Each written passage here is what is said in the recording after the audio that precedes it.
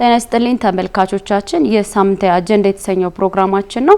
በዛሬው ሳምንታዊ ፕሮግራማችን ደግሞ ርዕሰ ጉዳይ አድርገን የመጣ ነው ሰባተኛው ጠቅላላ ሀገራዊ ምርጫን መሰረት አድርገን ለጉጉት አንድነትና ፍትህ ፓርቲ ሊቀመንበር የሆኑትን መሐመድ አብራርን ስቱዲዮአችን ጋብዘናቸዋል። ፓርቲያቸው ለሰባተኛው ጠቅላላ ምርጫ ፕሮግራም አድርጎ ከቀረጻቸው ጉዳዮች መካከል ነጥቦችን እያነሳን ውይይት እናደርጋለን።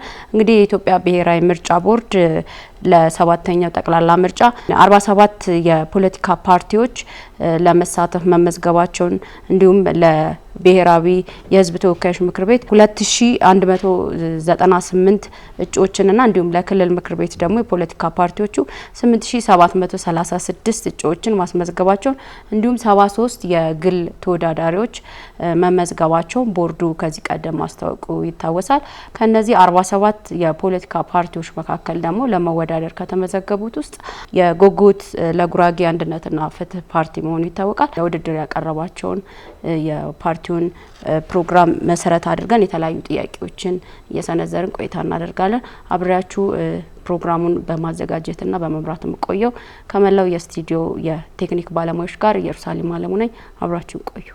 አቶ መሐመድ ጥሪያችንን አክብረው ስቱዲዮአችን ስለተገኙ እጅግ በጣም አድርጌ አመሰግናለሁ።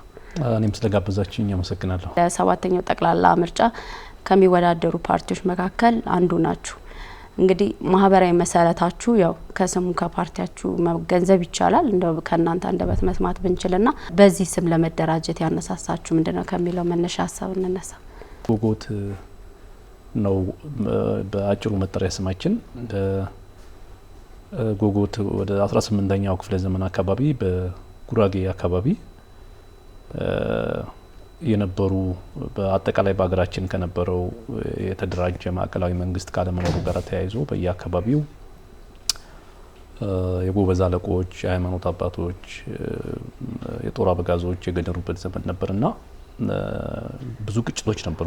ያው ሂስቶሪካሊ ዶክመንትድ የሆኑ ግጭቶች ነበሩ። እነዛ ግጭቶች ውጫዊም ውስጣዊም ገጽታ የነበራቸው ነበሩ። ውስጣዊ ስንል በግጦሽ በተለያየ መንገድ የእርስ በርስ ግጭቶች ነበሩ። ከሌሎችም ደግሞ ከአጎራባች ህዝቦች ጋር እንደዚሁ በመሬት በተፈጥሮ ሀብቶች በተለያዩ ነገሮች የነበሩ ግጭቶች ነበሩና እነዛን ችግሮች የማህበረሰቡ ባህላዊ የፍትህ ስርዓት በመጠቀም የተፈጸመ የአንድነት እና ችግሮችን በሰላማዊ መንገድ የመፍታት ቃል ኪዳን ነውና የጉጉት ቃል ኪዳን ይባላል። መጀመሪያ ይሄ ቃል ኪዳን የተፈጸመው ጉጉት የሚባል ተራራ ላይ ስለነበረ ስሙ ከዛ የተገኘ ነው። መነሻው እሱ ነው። ጉጉት ለጉራጌ አንድነትና ፍትህ ፓርቲ አንቺም ለማንሳት እንደሞከርሽው የጉራጌ ህዝብ ጥቅሞች፣ መብቶች በኢትዮጵያ ሀገረ መንግስት ውስጥ ቦታ እንዲኖራቸው የጉራጌ ህዝብ ባለበት ሁሉ እውነተኛ የሀገር ባለቤትነት መብቱ እንዲጠበቅና በኢትዮጵያ ደግሞ የጉራጌ ህዝብ መሰረታዊ መብቶች የተጠበቁበት ጠንካራ ሀገረ መንግስት መገንባት ይላል።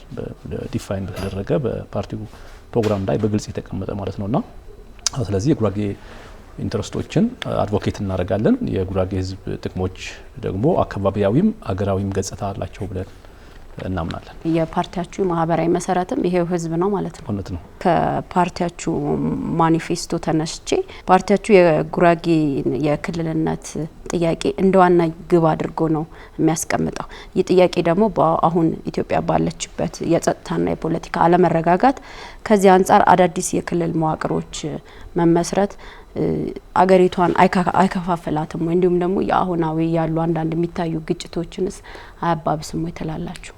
የክልል ጥያቄ ዋነኛ ወይም ብቸኛም የመታገያ አጀንዳችን አይደለም። ጉራጌ ህዝብ ጥያቄዎች ከኢትዮጵያ ህዝብ ጋር ቀደም ልሽ እንደሞከርኩት የሚጋራቸው የፍትህ፣ የመልካም አስተዳደር፣ የልማት ጥያቄዎች አሉት።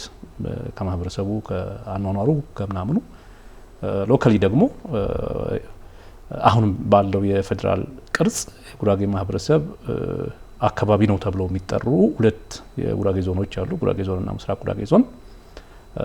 በነዛ አካባቢዎች ደግሞ አካባቢያዊ የሆኑ ችግሮች አሉ። ስለዚህ እነዛን አካባቢያዊ ችግሮች ደግሞ በአገር ደረጃ የሚፈቱ ችግሮችን በአጠቃላይ ለይተን ነው የምንታገለው። የክልል ጥያቄው ግን ብዙ ጊዜ ያው ጎላ ብሎ የሚነሳው ለኛም አንድም እንደመነሻ የነበረው ምክንያቱም አንዳንዶቹ አገራችን ውስጥ ያሉ ችግሮች ከሌላው የኢትዮጵያ ሕዝብ ጋራ ሼር የምናደርጋቸው ነገሮች ናቸው። ድህነቱ ቢባል ሁሉም ቦታ ብንንቀሳቀስ ድህነቱ አለ። የመልካም አስተዳደር እጦቱ ሁሉም ቦታ ችግር አለ። የጸጥታ ምናምን ችግሮች ደረጃቸው ቢለያይም በሁሉም የአገራችን ኮርነር እነዚህ ችግሮች አሉ። የጉራጌን ምናልባት ዩኒክ የሚያደርገው ጥያቄ ካለ በጉራጌ ደረጃ የክልል ጥያቄ ያቀርበው ህገ መንግስቱ በሚፈቅድለት መልኩ ማቅረብ ብቻ ሳይሆን በምክር ቤቱ ሙሉ ነገር ከጨረሰ በኋላ የህገ መንግስታዊ መብቱ የተገፈፈ የሀገር ባለቤትነት መብቱ የተገፈፈ ህዝብ ግን አለ ብለን አናምንም። አሁን ባለው የኢትዮጵያ ኮንቴክስት ማለት ነው። ግሪቫንሶች፣ ጥያቄዎች፣ ተመሳሳይ ጥያቄዎች የሉም ወይ? የሉም ማለት አይደለም። በተለያየ ቦታ ላይ እንደዚህ አይነት ጥያቄዎች እንደዚህ አይነት ፍላጎቶች ሊኖሩ ይችላሉ። ክልልነት ጥያቄዎች በተነሱ ቁጥር ይሄ የሀገራዊ አንድነትን እንዴት ነው አያላሉትም ወይ? እንዴት ይጣጣማል? እውነት ለመናገር ያው የክልል ጥያቄን ከሀገራዊ አንድነት ጋር አያይዞ ማንሳት ይሄ ለህገ መንግስት ጥሰት የሚሰጥ ሽፋን ነው። እንደዚህ አይነት አንደኛ አሁን የጉራጌ ጥያቄን ስፔሲፊካሊ ካየነው ይሄንን ዲቤት አልፎ የመጣ ጥያቄ ነው። ይሄ ዲቤት መንግስት በብዙ ገንዘብ በብዙ የሰው ኃይል ሲያንቀሳቅሰው የነበረ ጉራጌ በክልልነት መደራጀቱ አይጠቅመውም፣ ጉዳት ያመጣል፣ ሌላ ቦታ ላይ እንዲጠቃ ያደርገዋል የሚሉ መከራከሪያዎች ነበሩ። እነዛን ሁሉ መከራከሪያዎች አሸንፎ የምክር ቤቱ ድምጽ አግኝቶ ያለቀ ጥያቄ ነው። ስለዚህ አንደኛ ከመርህ አንጻር ካየነው እና ከሂደት አንጻር ካየነው ትክክል አይደለም። ሌላው ደግሞ የክልል ጥያቄዎች ኢትዮጵያ ደቡብ ክልል እኮ ለአራት ተከፍሏል። ኢትዮጵያ አልፈረሰችም ማለት ተጨባጭ ማስረጃ የሚቀርብለት አይደለም። ተጨማሪ ክልሎች መፈጠራቸው አገሪቱን ወደ መበታተን ወደ ግጭት ይወስዳታል የሚለው በማስረጃ የተደገፈ አይደለም ነው። አሁን ካለችበት የጸጥታና የደህንነት ስጋት አንጻር ማለት ነው። እንግዲህ እንዳልኩሽ ነው የኢትዮጵያ ውስጥ በየትኛውም ጥናት እንዳውም ኢትዮጵያ ውስጥ ግጭቶች እየተፈለፈሉ ያሉት የሚነሱ የአደረጃጀት ጥያቄዎች የወረዳ ጥያቄዎች ሊሆኑ ይችላሉ፣ የቀበሌ ጥያቄዎች ሊሆኑ ይችላሉ፣ የዞን የወረዳ የክልል እያለ ሊቀጥል ይችላል። እነዚህ ጥያቄዎች በሆነ ህጋዊ ማዕቀፍ በጊዜው ማህበረሰብ ያሳተፈ ምላሽ የሚሰጥ ስርዓት ባለመኖሩ ነው። በሁሉም የሀገሪቱ ኮርነር ወደ ሰሜን መሄድ እንችላለን። የሚታወቁ የምንድነው የወሰንና የአደረጃጀት የማንነት ጥያቄዎች በአግባቡ አድሬስ አለመደረግ የፈጠሯቸው ችግሮች ናቸው አብዛኛዎቹ ችግሮች በሁሉም የሀገሪቱ ክፍል በደቡቡም በሰሜኑም። መልካም። ስለዚህ የክልልነት ጥያቄ የሀገርን አንድነት አይሸረሽረውም የሚል አቋም አላችሁ? አዎ፣ ማለት እንዳውም ዜጎች ምንድነው አደረጃጀት ኢንስትሩመንት ነው ወይም ቱል ነው። አደረጃጀት ማለት አገልግሎቶች መንግስታዊ አገልግሎቶች ለማቅረብ የተሳለጠ ኢኮኖሚ ለመፍጠር የተሳለጠ ማህበራዊ ኢኮኖሚ ፖለቲካዊ ማህበረሰብ ለመገንባት የምንጠቀመው ኢንስትሩመንት መሳሪያ ነው። ሶ ከማህበረሰብ የመጣ ጥያቄ እስከሆነ ጊዜ ድረስ በእንደዚህ አይነት ወረዳ ልደራጅ፣ በእንደዚህ አይነት ክልል ልደራጅ፣ በእንደዚህ አይነት ዞን ልደራጅ የሚል ከማህበረሰብ የመጣ ጥያቄ እስከሆነ ጊዜ ድረስ ያንን ማስተናገድ እንዳውም የሀገር አንድነት ማለት ምን ማለት ነው? የሀገር አንድነት ማለት አገር እኮ ማንም የሆነ ቆርሶ የሚወስደው ነገር አይደለም። የሀገር አንድነት ማለት ሰዎች በመተማመን ላይ በመፈቃቀድ ላይ የተመሰረተ ሰላማዊ የሆነ ሁኔታ መፍጠር ማለት ነው። ዜጎችን ወደ ግጭት የሚወስዳቸው ከመንግስት ጋራ ከሌሎችም ኃይሎች ጋር ወደ ግጭት የሚወስዳቸው ምንድነው ከተባለ የሆነ ዲማንድ አላቸው። በግለሰብ ደረጃ ያሉ ዲማንዶች ሰፕረስ እናደርጋቸው እንችላለን። አሴ ኮሚኒቲ የሚነሱ ጥያቄዎች ግን የአደረጃጀት ጥያቄዎች አንድ ወረዳ የነበረ አካባቢ የህዝብ ጥያቄ እስከሆነ ጊዜ ድረስ ሌላ ወረዳ ስለተደራጀ በተለይ ከእንትን አንጻር የሚነሱት ይሄ አገር ያፈርሳሉ፣ ችግር ይፈጥራሉ፣ ግጭት ይፈጥራሉ የሚለው መንግስት ከህዝብ በታች ነው። የህዝብን ፍላጎት ማሟላት ነው የመንግስት ኃላፊነት የሚመስለኝ። ስለዚህ የህዝብ ፍላጎት እስከተሟላ ጊዜ ድረስ ግጭት ለምን ይመጣል? ግጭቶችን እየፈለፈለ ያለው ከህዝብ በተቃራኒ ከህዝብ ፍላጎት በተቃራኒ የሚወሰዱ ከመንግስት ፍላጎት አንጻር ብቻ ከአገዛዝ ፍላጎት አንጻር ብቻ የሚወሰዱ ነገሮች ናቸው እንዳውም ሀገርን ወደ ግጭት የሚወስዱ። ምርጫ 2018 ለመወዳደር ባዘጋጃችሁት በዚሁ ማኒፌስቶ ላይ ከሀገር ነባራዊ ሁኔታ ጋር የተጣጣመ ርዕዮተ ዓለም ያስፈልጋል ይላል። ነገር ግን በውስጡ ሊበራል አስተሳሰብና ዲሞክራሲያዊ ስርዓት የሚሉ ዓለም አቀፍ ጽንሰ ሀሳቦችንም አካታቸዋል። እነዚህ ከውጭ የመጡ አስተሳሰቦች ከኢትዮጵያ ነባራዊ ባህልና ታሪክ ጋር ሳይጋጩ እንዴት ተግባራዊ ሊሆኑ ይችላሉ? እኛ ፖለቲካ ለህዝብ ጥቅም የሚሰራ ስራ ነው ብለን ነው የምናምነው። የህዝብ ጥቅም የምንላቸው ህዝብ ማህበራዊ ጥያቄዎች፣ ማህበራዊ ፍላጎቶች አሉት። ጥራት ያለው ትምህርት ይፈልጋል። ጥራት ያለው ተደራሽ የጤና አገልግሎት ይፈልጋል። ኢኮኖሚክ ጥያቄዎች አሉት። ፈንዳሜንታል የሆኑ ካለበት ድህነት የሚያወጣው የምግብ ዋስትና ችግሩን የሚቀርፍለት የኢኮኖሚ ስርዓት ይፈልጋል። የጸጥታ፣ የደህንነት፣ የንብረትና ህይወት ዋስትና፣ የልጆቹ ወደፊት የመጻኢ ተስፋ የመሳሰሉት ጉዳዮች ፈንዳሜንታል አንድ የፖለቲካ አድሬስ ማድረግ ያለበት ወይም ፖለቲካ በአጠቃላይ የሚያስፈልገው የህዝብን አቅም፣ የተፈጥሮ የሰው ሰራሽ አቅሞች አስተባብሮ ማህበረሰብን በኢኮኖሚ፣ በፖለቲካ፣ በማህበራዊ፣ በኢኮኖሚያዊ ጉዳዮች አድቫንስ ማድረግ ነው። እነዚህ ላይ የሚታዩ በማህበረሰብ የተለዩ ችግሮች መፍታት ነው የፖለቲካ ዋና ዓላማ። ከሱ አንጻር ሁለት መሰረታዊ ችግሮች አሉ ብለን እናምናለን። የእርስ በርስ የተሳሰሩ እና በጣም ለብዙዎቹ ችግሮቻችን መፈልፈያ የሆኑ ችግሮች አሉ ብለን እናምናለን። አንደኛው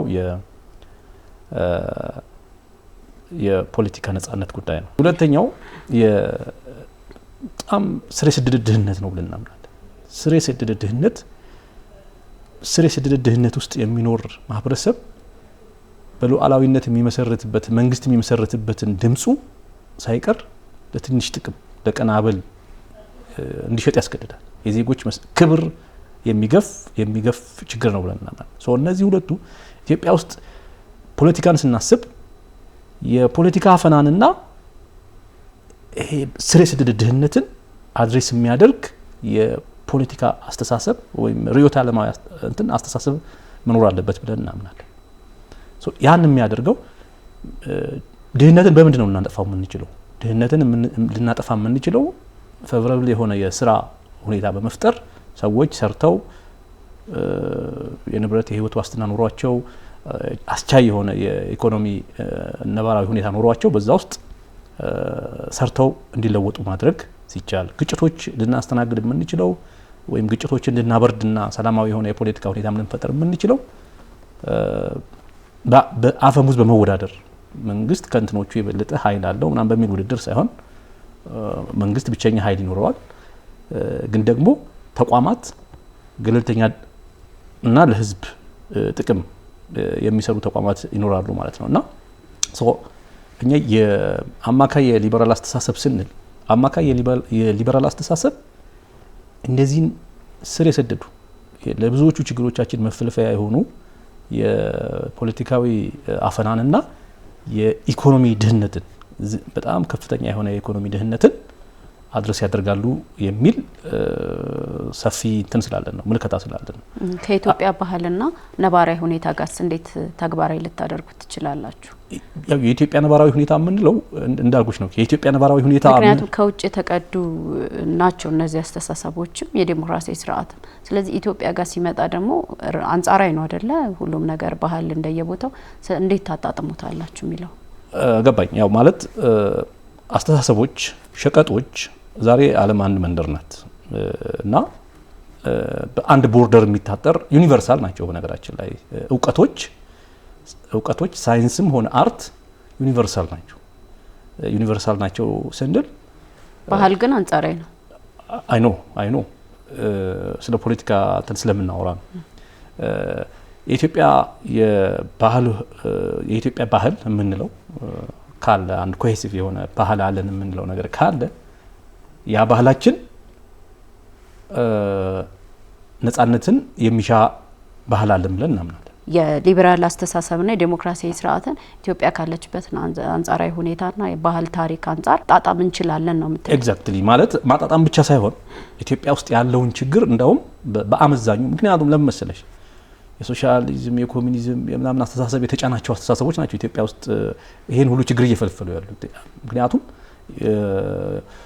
የምንድነው የፓርቲ ዲክታተርሺፕ ወይም ደግሞ የአንድ ሰው የበላይነት የአንድ ድርጅት የበላይነት የሚያቀነቅኑ ናቸው እነዚህ አስተሳሰቦች። እነዚህ አስተሳሰቦች በተሞክሮ ከድህነት ብዙ ፈቅ አላደረጉንም፣ መልካም አስተዳደርን አላመጡም፣ ሰላምን አላመጡም፣ ትብብርን፣ መቻቻልን፣ መፈቃቀርን፣ መወዳደን እና የሰዎች ደግሞ በነጻነት የማሰብ የፈለጉትን የመስራት በፈለጉት የስራ መስክ ላይ የመሰማራት ቴንደንሲን እያዳበሩ አላመጡም።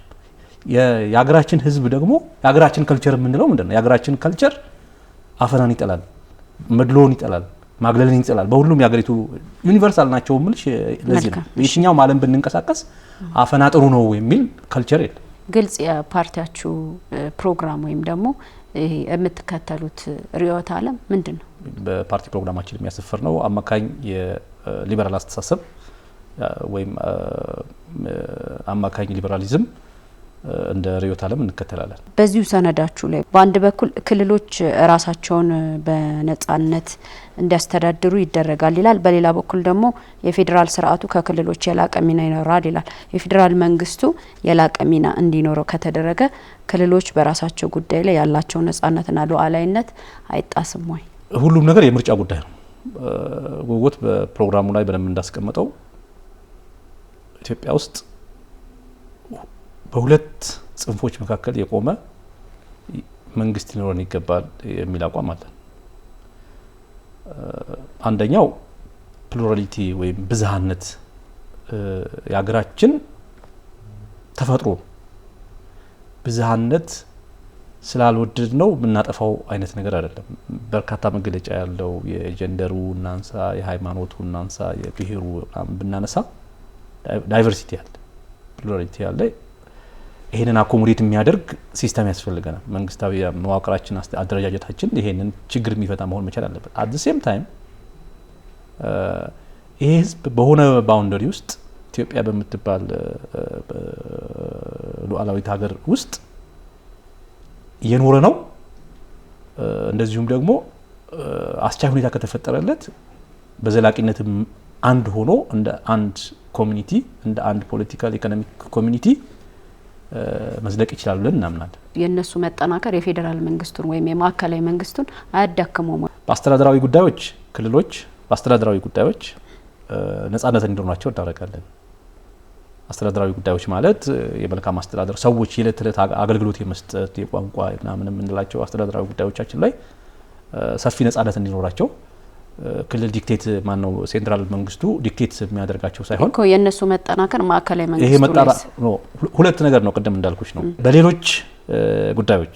በሌሎች ጉዳዮች ስንል ምንድነው ይሄ እንደ አገር የፌዴራል መንግስቱ ክልሎች የክልሎች ምንድነው አባል የሆኑበት እና ለሁሉም ክልሎች ፍትሃዊ የሆነ አስተዳደር ይሰጣል ተብሎ የሁሉም ውክልና አለበት ተብሎ የሚታሰብ ፌዴራል መንግስት አለ። ያ ፌዴራል መንግስት ከክልሎች በላይ ጠንካራ መሆን አለበት። ከክልሎች በላይ በምን ጠንካራ መሆን አለበት? የጸጥታ ጉዳዮችን ካሰብን የትኛውም ክልል የፌዴራል መንግስቱን በጉልበት የሚገዳደርበት አቅም ሊኖረው አይገባም የሚል ነው። አድቮኬት የምናደርገው የፌዴራል ስርዓት ጠንካራ ዴሞክራሲያዊ የሆነ ጠንካራ ሴንትራል መንግስት እንደዚሁም ደግሞ በብዙ አስተዳደራዊ ጉዳዮቻቸው ላይ ደግሞ ነጻነት ያላቸው ከሴንተሩ ትእዛዝ የሚሰጣቸው ይሄንን ብር ለዚህ አገልግሎት አውል፣ ይሄንን መንገድ አሁን ደሃውን ትተህ ይሄን መንገድ ቀይስ፣ ይሄን ምናምን የሚባሉበት ሳይሆን ከማህበረሰባቸው ጥያቄ ከማህበረሰባቸው ዲማንድ የሚነሱ አስተዳደራዊ ነጻነት ያላቸው አት ዘ ሴም ታይም ደግሞ የማዕከላዊ መንግስቱ የፌዴራል መንግስቱን የሚገዳደሩበት ደግሞ በሌሎች ጉዳዮች ላይ የሚፈታተኑበት አይነት አቅም ደግሞ ያላቸው ክልሎች መኖር የለባቸውም ነው። ሶ የኛ ፖሊሲ ምናልባት በዚህ መሀል ተጠናክረው የሚወጡ ክልሎች ሊኖሩ ይችላሉ። ምክንያቱም ለምሳሌ እሱን ስጋት ለመቅረፍ እኮ ነው እኛ በነገራችን ላይ ይሄንን አርጊውመንት ለመፍታት ነው ያንን ጠንካራ ሴንትራል ገቨርንመንት መኖር አለበት ወይም ጠንካራ የፌዴራል መንግስት መኖር አለበት የምንለው። አሁን የለንም ብላችሁ ታስባላችሁ? አሁን ዴፊኒትሊ የለንም። የለንም ማለት ምንድነው የሚያስችላችሁ? አሁን ያለው ነገር በአንዳንድ ቦታ ላይ እንዳልኩሽ ነው ከክልሎች ጋራ ጦርነት ውስጥ ምናምን ግልጽ ጦርነት ውስጥ ምናምን ገብቶ ችግር ውስጥ እየገባ ያለ የፌደራል መንግስት ነው ያለው። አዘር ሳይድ ደግሞ ለክልሎች ዶሚኔት ያደረጋቸውን ክልሎች ደግሞ አስተዳደራዊ ጉዳዮቻቸውን እንኳን በነዛ ጉዳይ ላይ እንኳን ዲክቴት የሚያደርግ እንትን ነው ያለው። ሶ የመርህ ችግር ያለበት ፌደራሊዝም ነው። አሁን ያለው ፌደራሊዝም አንድም ዘፈቀዳዊ ነው። ክልሎች ሲዋቀሩ ሚዛን የለም። ክልሎች ከተዋቀሩ በኋላ ለምሳሌ የህገ መንግስቱ የዜጎች መሰረታዊ የሚባሉ ሰብአዊና ዴሞክራሲያዊ መብቶች በየትኛውም ቦታ መከበር አለባቸው ብሎ ያምናል። ግን እነዚህ መብቶች በሁሉም ክልሎች ይከበራሉ? አይከበሩም። ለምን? ክልሎቹ ዲፋይን የተደረጉበት ባለቤት የተደረጉበት የምናምን ችግር ስላለ። ሶ ቤዚካሊ አሁን ያለውን ፌዴራሊዝም የፌዴራል ስትራክቸር ካየ ነው አንዳንድ ቦታ ላይ ያሉትን ክልሎች ረግጦ ቅድም እንዳልኩሽ ለምሳሌ የጉራጌ ህዝብ የክልል አደረጃጀት ጥያቄ ከህግ አንጻር ያለቀ ጥያቄ ነው። ዲክቴት ስለሚያደርግ ነው። ይሄ ህዝብ ዲማንድ ከሆነ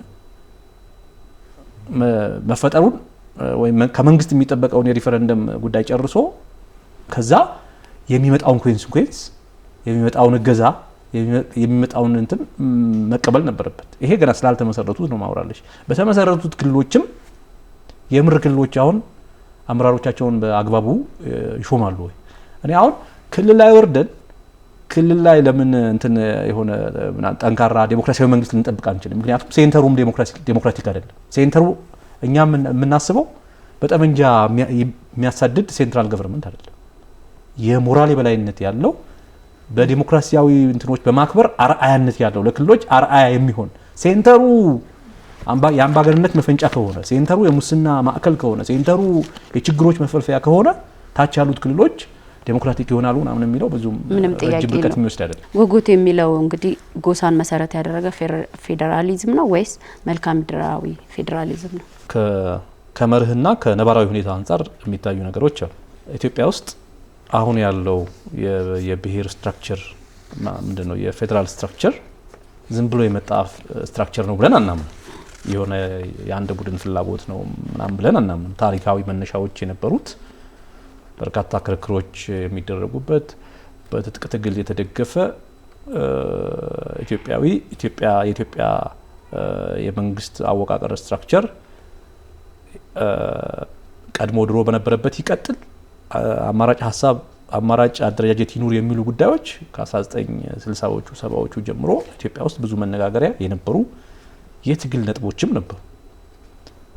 ስለዚህ የብሔር አደረጃጀት ወይም የብሔር ፌዴራሊዝም መነሻ ያልነበረው ነው ብለን አናምን። መነሻ የነበረው ነው።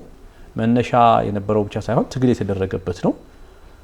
ስለዚህ ፖለቲካሊ፣ ኢኮኖሚካሊ፣ ሚሊተሪሊ ያ አማራጭ የተባለውን ሀሳብ ክረሽ አድርጎ አሸንፎ የመጣ ስርዓት ነው። ሪያሊቲ ማለት እሱ ነው። ግራውንድ ሪያሊቲው ማለት ትጥቅ ትግል የገቡ ወገኖች ነበሩ። እኛ እንደ ውጉት የብሔር ፌዴራሊዝምን አድቮኬት አናደርግም። የተደራጃችሁት ግን በብሔር ነው። መጣልሻል። አት ዘ ሴም ታይም የኢትዮጵያን አሁን ያለው የፌዴራል ስርዓት ወደ ጂኦግራፊክ ስለተቀየረ ብቻም ኢትዮጵያ ውስጥ ዴሞክራሲ ይመጣል፣ ፍትህ ይመጣል፣ ልማት ይመጣል ብለን ማናም ያልተሞከረም አይደለም። ኢትዮጵያ በጂኦግራፊ ተካላ ኖራለች። በጂኦግራፊ ተካላ በኖራችበት ዘመን አሁን ማለት የሆነ እንዳልተሞከረ ነገር ወይም ደግሞ ችግርን በአንድ ጊዜ አሁን ካለንበት የሆነ ምንጭቅ አድርጎ የሆነ የተድላ ህይወት ውስጥ ምናምን የሚያስገባን አይነት አማራጭ አይደለም። ስለዚህ ጂኦግራፊክ አደረጃጀት ችግር አልፈታም። ጂኦግራፊክ አደረጃጀት ግን በራሱ ችግር ነው ማለት አይደለም። ምክንያቱም ጂኦግራፊክ አደረጃጀቱን ለአፈና ነው የተጠቀምንበት። የብሔር አደረጃጀትንም ለአፈና እስከተጠቀምንበት ጊዜ ድረስ ኢትዮጵያ ውስጥ ዴሞክራሲ አይመጣም፣ ነጻነት አይመጣም፣ ልማት አይመጣም። ስለዚህ አተገባበር ችግር ነው ያለው ብላችሁ ነው የምታስቡት? ስለዚህ እኛ አሁን ባለው ፌዴራል ስርዓት ውስጥ ፈንዳሜንታል የሆነ ለውጥ መደረግ ይኖርበታል ብለን ለውጥ ነው ወይስ ያተገባበር ሲስተማችን ነው መቀየር ያለበት ትላላችሁ? ለውጥ መደረግ አለበት ብለን እናምናለን። አሁን ያለው የፌዴራል ስትራክቸር ምክንያቱም አሁን ያለው ክርክር ምንድን ነው? የብሔር ፌዴራሊዝም ይቀጥል፣ የጂኦግራፊክ ፌዴራሊዝም እናምጣ ነው። የብሔር ፌዴራሊዝም እየኖርንበት ነው ያለ ነው እየተቋሰልንበት እየደማንበት ምናምን ያለ የምናውቀው ከሆነ ለምን እናንተ በብሔር ተደራጅታችሁ መምጣት ፈለጋችሁ መጣለች ነው እኛ የብሔር ፌዴራሊዝም ቀደም እንዳልኩሽ ገበያ ያለው ፌዴራሊዝም ነው ብለን እናምናለን ታሪካዊ መነሻ የነበረው ፌዴራሊዝም ነው ብለን እናምናለን እኛ ፌዴራሊዝሙን መውደድ አለመውደዳችን አንድ ነገር ይሄን የፌዴራል አሁን የብሔር ፌዴራሊዝሙን መውደድ አለመውደድ አንድ ነገር ግን ኢትዮጵያ ውስጥ የሚመጣው መንግስት የብዙ ተዋናዮች የብዙ ኃይሎች ፍላጎት ድርድር ውጤት ነው ጉልበት ውጤት ነው ወደ እናንተ ፓርቲ ቢመጡልኝ ወደ እናንተ እየመጣሁልሽ ነው ከሱ አንፃር እኛ ፕራክቲካል የሆነው ፕራክቲካል ከሆነ የፖለቲካ ዲማንድ አሁን ካለው የማህበረሰባችን ይሄ በርኒንግ ከሚባለው ወይም አንገብጋቢ ከሚባለው ችግር አንፃር እኛ በብሔር ተደራጀንም አልተደራጀንም ኢትዮጵያ ውስጥ የብሔር ፌዴራሊዝም መንግስት ሆኖ ቀጥሏል እየቀጠለ ነው ከክልሉ ውጪ ወይም ደግሞ ከዞኑ ውጪ ያሉ ማህበራዊ መሰረቴ ነው የምትሉትን ማህበረሰብ እንዴት ነው መብቱን የምታስጠብቁለት ኢትዮጵያ ውስጥ አሁን ያለው ፌዴራሊዝም ብቻ ሪፎርም በማድረግ አሁን ያለው የፌዴራል ስትራክቸር ዝም ብለን ማለት ቲዮሬቲካል ከሆነ እንትን ውስጥ ክርክር ወጥተን ፕራክቲካሊ ፕራግማቲክ ሆነን ፕራክቲካል መፍትሄ እንፈልግ ከተባለ አሁን ያለው ፌዴራሊዝም በነበረበት ብዙ ሪፎርም ማድረግ ይችላል የህገ መንግስት ሪፎርም የምናምን የሚባሉ ነገሮች እንደተጠበቁ ሆነው ግን ሳይደረጉ እንኳን ለምንድን ነው ቅድም እንዳልኩሽ አንድ ሰው በየትኛውም የአገሪቱ ክፍል መሰረታዊ የዲሞክራሲ የሰብአዊ መብቶቹ ጥቅሞቹ እንዲከበር አሁን ያለው ህገ መንግስት እንኳን ያዛል ግን የሆነ ክልል ቢሄድ እኔ እነዚህ መብቶችን አገኛለሁ አላገኝም ስለዚህ ይሄ አንድ አሁን ካለው ህግ አሁን ባለው ህገ መንግስት መሰረት እንኳን ትክክል አይደለም ስለዚህ እንዴት ነው እናንተ የምታስከብሩለት ምርጫ አሸንፋችሁ መንግስት ብትሆኑ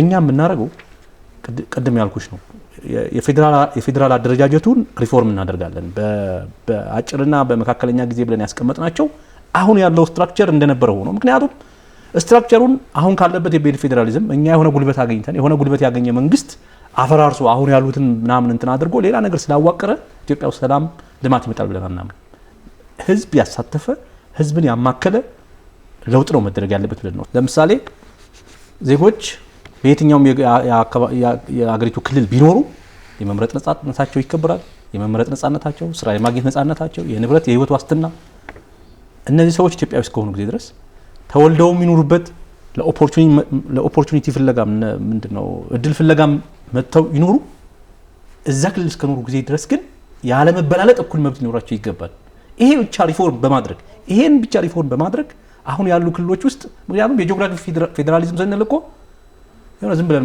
ሰብሰብ አንድ ጂኦግራፊ አካባቢ ላይ የሆነ አንድ ብሔር ዶሚኔት ያደርጋል ይታወቃል የጂኦግራፊ ስርዓት ብናመጣ ፈንዳሜንታሉ ለውጥ ክልሎቹ አሁን ባሉበት ሁኔታ ውስጥ ውስጣቸው ላይ ያለው ማህበረሰብ ኢኳል የሚሆን መጤና ነባር የዛ ተወላጅና የዛ ተወላጅ ያልሆነ ብለው ካታጎራይዝ የሚያደርጉበት ስርዓት ብቻ በመቀየር በጣም ብዙ ለውጥ ማምጣት ይችላል ብለን እናናል ከሱ ባሻገር የፌዴራሊዝሙ ራሱ አሁን ያለው የፌዴራል ስርዓት ስትራክቸር የሚደረግ ለምሳሌ ከተሞች አካባቢ ላይ ያሉ ነዋሪዎች የኢትዮጵያ ህገ መንግስት ምንድነው የኢትዮጵያ ብሔር ብሔረሰቦችና ህዝቦች እሺ ብሔር ብሔረሰብ ይታወቃል ግን ህዝቦች ማን ናቸው ያንን ፈንዳሜንታሊ አንድ ሁለት ለውጦች ብናደርግ አሁን ያለው የፌዴራሊዝም ሴንስ በጉልህ ይቀየራል ማለት ነው መልካም ተመልካቾቻችን እየተከታተላችሁት የሚገኘው ሳምንታዊ አጀንዳ የተሰኘው ፕሮግራማችን ነው በዛሬው የአጀንዳ ፕሮግራማችን ደግሞ 7ኛው ጠቅላላ ሀገራዊ ምርጫን አስመልክተን ጎጎት የጉራጌ ፍትህ አንድነት ፓርቲ ሊቀመንበር የሆኑት አቶ መሐመድን እዚህ ጋብዘናቸው ስቱዲዮ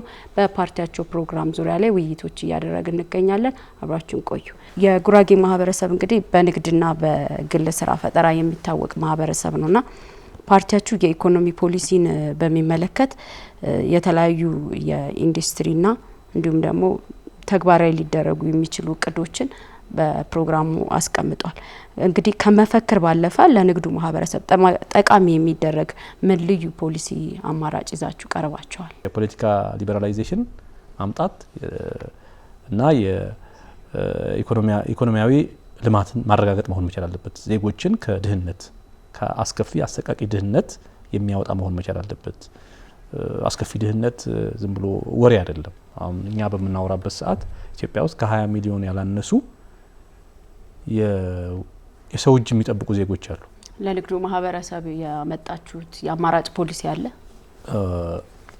የንግዱን ማህበረሰብ የምናየው ንግድን በተመለከተ ያው ዝርዝር ነገሮች አስቀምጠናል። የንግድ ስርዓት ግን አጠቃላይ የኢኮኖሚውን እንትን ላንሳልሽና ኢኮኖሚያችሁ በፕሮግራማችሁ ላይ ያስቀመጣችሁትን በዝርዝር ተመልክቻለሁ። ምን አይነት አማራጭ ፖሊሲዎች አመጣችሁላቸው በተለይ ወደ ኢንዱስትሪ እንዲሸጋገሩ?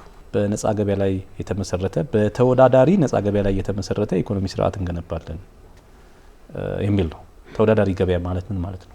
በርካታ አቅራቢዎች ያሉበት፣ ሰዎች በቀላሉ ወደ ስራ የሚገቡበት፣ መንግስት ወደ ስራ ለሚገቡ ሰዎች የቢሮክራሲ እንቅፋት የሚፈጥር ሳይሆን የቢሮክራሲ ችግሮቻቸውን የሚሰብርና ባጭሩ ወደ ስራ ከስራ መግባትም መውጣትም ቀላል የሚሆንበት፣ ሰዎች ኪሳራ ዲክሌር ማድረግ የማይችሉበት። ስለዚህ ያዘጋጃችሁት ፖሊሲ አለ? አዎ፣ ተወዳዳሪ የገበያ መር ኢኮኖሚ ስርዓት ስንል ለንግዱ ማህበረሰብ በንግድ ላይ ለሚሳተፈው ማህበረሰብና ከንግድም ውጪ ባሉ በፈጠራና በተለያዩ ነገሮች ላይ ለሚሳተፈው የማህበረሰብ ክፍል ምቹ የመጫወቻ ሜዳ ሰርቶ የሚቀየርበት የመንግስት አዎንታዊ ድጋፍ እገዛ የሚያገኝበት ስርዓት እንፈጥራለን ማለት ነው። ንግድ ስንል ለሆነ ነጋዴዎች የሆነ ቦታ ላይ እንትን አድርገው ዋጋ ቆልለው ለሚሸጡት ማመቻቸት አይደለም። ንግድ አገልግሎት ነው። አገልግሎት ተጠቃሚ ህዝብ ነው። ያ ህዝብ ፌር በሆነ ዋጋ ግን መንግስት የሚያወጣው ዋጋ ማለት አይደለም። ፌር የሆነ ዋጋ ማለት ገበያው ላይ በርካታ አቅራቢዎች እንዲፈጠሩ ማድረግ ነው። በርካታ አማራጮች። እናንተ እሱን ትሰራላችሁ? አዎ።